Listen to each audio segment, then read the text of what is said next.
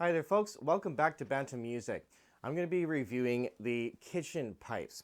I got these from Tartantown in Coquitlam in BC, Canada. And these are about $400 Canadian, so far less expensive than a set of full bagpipes.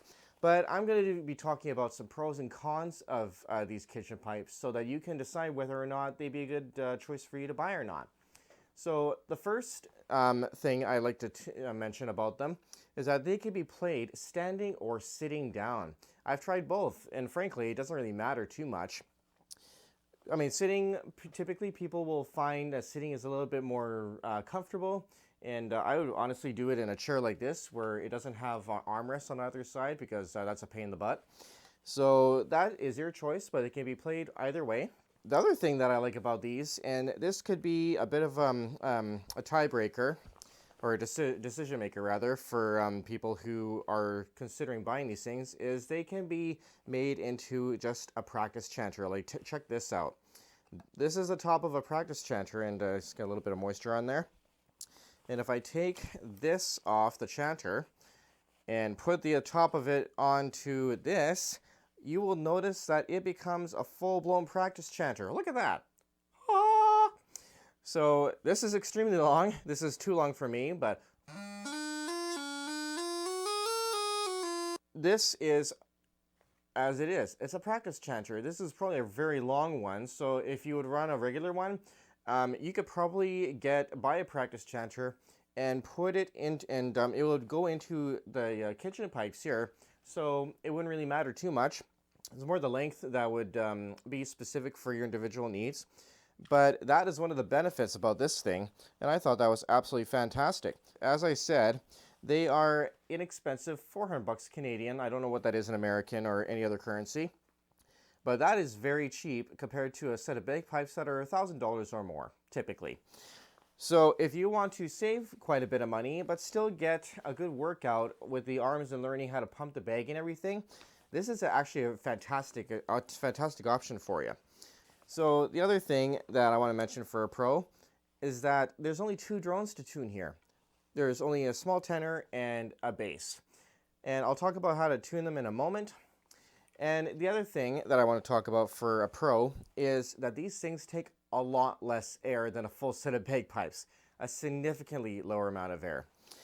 It takes me a little bit to fill the bag up, but once I get going, my arm doesn't have to do very much. The only thing that I would point out that is a bit of a con with these is that from what I've experienced with them is depending on how much pressure you're putting on it, my pressure is typically pretty consistent with my other pipes, with my regular pipes.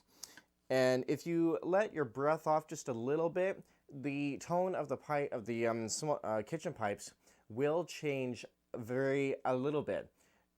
To the trained ear, you'll probably notice that it does change a little bit. The one thing I want to mention is a little bit of tuning things. So you have the bass drone here, this big one, and at the tip of the top of the bass drone, you have this little thing here, and it'll fit into the top of the bass drone here, and if you press down enough, it'll actually click a bit, and it'll fit in, so you don't have to worry about that going off when you're tuning the tenor here. So that is a nifty little thing. It's just secured on with a little piece of thread and a black piece of electrician's tape, or chanter tape as we call it. So with the top of the bass drone here, I have it below the hemp line, which I don't typically do on my other pipes. I actually have it below the hemp line on this one. So with this, you can see the hemp line is there, so that's where I would usually have it. But with this one, I have it below because that's where I find it tunes the best. And in the middle part of the drone here, I have less than a finger length. It's not even. And the reason for that is because when I go to strike the bag in, this will actually not turn on until it's all the way down here. So that's a bit of an air pressure thing, which is not a huge deal.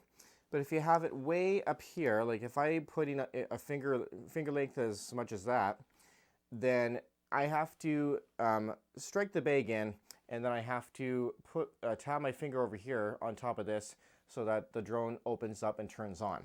When it comes to tuning the kitchen pipes, I actually don't find it as easy to turn this because it's so far down there. It's a little bit harder to turn with fingers.